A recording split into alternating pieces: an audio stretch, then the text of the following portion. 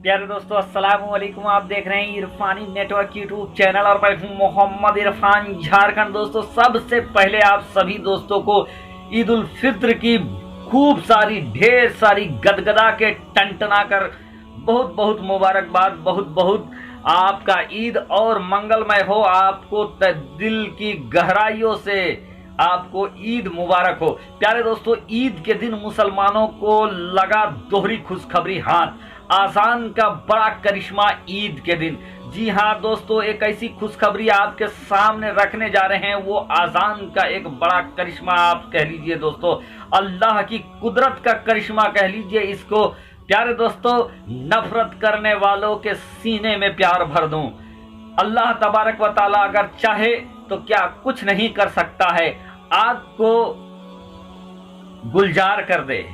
नफरत की बोली बोलने वाला मोहब्बत की बोली बोलने पर मजबूर हो जाए। प्यारे दोस्तों, आजान से नफरत करने वाला, ईद के खिलाफ बिगुल फूकने वाला, ईद के दिन चेतावनी देने वाला, कैसे दोस्तों अल्लाह ने उसके दिलो दिमाग को बदल कर रख दिया। फिर उस इंसान ने क्या किया, जब आप सुनेंगे तो आप भी सोचने पर मजबूर हो जाएंगे। आजान का एक ऐसा करिश्मा दोस्तों आज देखने को मिला जिसको सुनकर आप भी हैरत में पड़ जाएंगे। प्यारे दोस्तों, अस्सलाम वालेकुम। आप देख रहे हैं इरफानी नेटवर्क और मैं हूं मोहम्मद इरफान।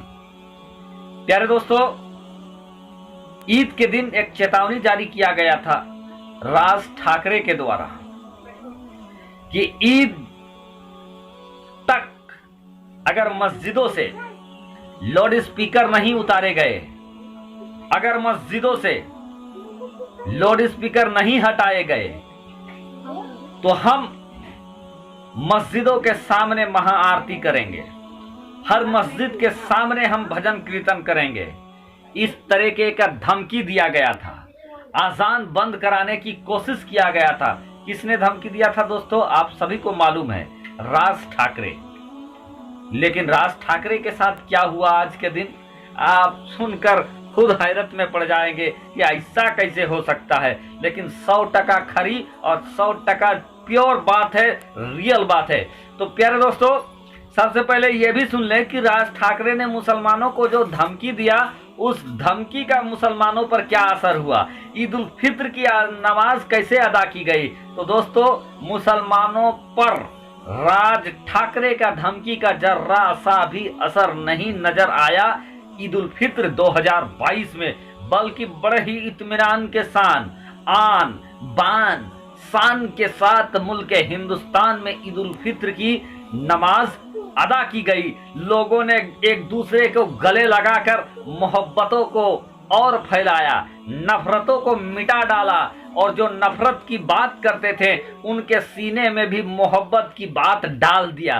प्यारे दोस्तों, आजान और जो लाउड स्पीकर की जो धमकी दी गई थी, मुसलमानों को आजान को कम कराना, लाउड स्पीकर को उतरवाना, इस चीज की धमकी का किसी भी मुसलमान के ऊपर कुछ भी असर नहीं पड़ा। दोस्तों, राज ठाकरे की धमकी बिल्कुल ही फुस नजर आई ईद के दिन, बल्कि बड़े आन बान शान के साथ ईद उल फित्र की नमाज इत्मीनान के साथ पढ़ी गई। उत्तर प्रदेश का माहौल दोस्तों ये जरूर रहा कि सड़कों पर नमाज की खबरें नहीं मिली, कहीं मौसूल नहीं हुई। वहीं दोस्तों किसी भी तरीके का गलत चीज भी नहीं हो पाया। और जो उत्तर प्रदेश हुकूमत ने सड़क पर नमाज की बात नहीं कही थी, तो मुसलमानों ने उनकी बात को तस्लीम करते हुए सड़क पर नमाज नहीं किया। ज्यादातर नमाजें ईदगाह में हुआ, ईदगाह की मैदान में हुआ।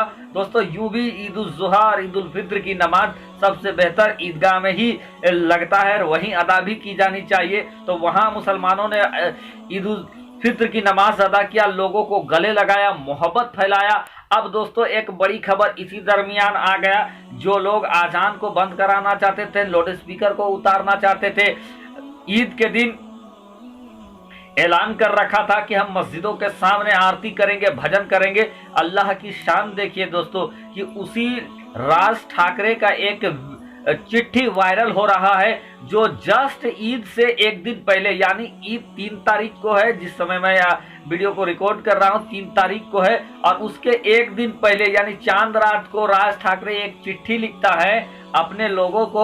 और उस चिट्ठी में वही राज ठाकरे जो आजान के खिलाफ बात कर रहा था, लाउड स्पीकर के खिलाफ बात कर रहा था, मस्जिदों के सामने भजन करने की बात कर रहा था, मस्जिदों के सामने कीर्तन करने की बात कर रहा था, उसी राज ठाकरे ने एक चिट्ठी लिखा और लोगों से अपील किया कि आप ईद का त्यौहार खुशियों का त्यौहार है, तो ऐसे में आप भजन कीर्तन ना करें, आप बाजा ना बजाएं, आप मस्जिदों के सामने किसी भी तरीके का लाउड स्पीकर का इस्तेमाल ना करें, मस्जिदों के सामने बाजा ना बजाएं, बल्कि मुसलमानों को आराम से ईद मनाने दें, ये खुशियों का त्यौहार है। यानी दोस्तों, जो राज ठाकरे अभी से पहले ईद के दिन चेतावनी जारी कर रहा था कि हम ऐसा कर देंगे वैसा कर देंगे, अल्लाह की शान देखिए, आजान का करिश्मा देखिए दोस्तों, कि मुसलमानों ने तो आजान बंद नहीं किया, आजान पर तो कोई प्रभाव नहीं हुआ, बल्कि अल्लाह की शान देखिए कि उसी राज ठाकरे ने अब ईद के दिन अपने लोगों को चिट्ठी लिखकर यह कहता है कि आप ईद को डिस्टर्ब ना करें,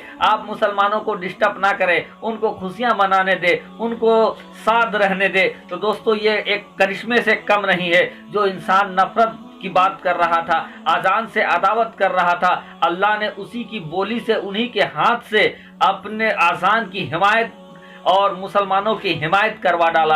ये अल्लाह का करिश्मा नहीं तो और क्या है दोस्तों, ये अजान की शान नहीं तो और क्या है, ये अजान की बरकत नहीं तो और क्या है दोस्तों। जो अजान को बंद करवाना चाहता था, लाउड स्पीकर को उतरवाना चाहता था, मस्जिदों के सामने भजन कीर्तन करवाना चाहता था, वही लोगों से अपील कर रहा है कि आप मस्जिदों के सामने भजन कीर्तन ना करें, हनुमान चालीसा ना करें, महाआरती ना करें। लेकिन दोस्तों, ये तो राज ठाकरे की बात है। अगर आप मेरी बात करेंगे दोस्तों, अगर आप मेरी बात करेंगे तो ना हमें हनुमान चालीसा से ऐतराज है, ना भजन कीर्तन से ऐतराज है, ना महाआरती से ऐतराज है। हम भारत के रहने वाले हैं, हम भारत के वासी हैं, हमें आजान से भी मोहब्बत है, हमें हनुमान चालीसा से भी मोहब्बत है। उनका धर्म उनके लिए, हमारा धर्म हमारे लिए। लेकिन हम अपने धर्म को तो दिलो जान से मानते ही हैं, लेकिन हम दूसरे के धर्म का भी सम्मान करते हैं। अगर उनका धर्म ये कहता है कि आप हनुमान चालीसा का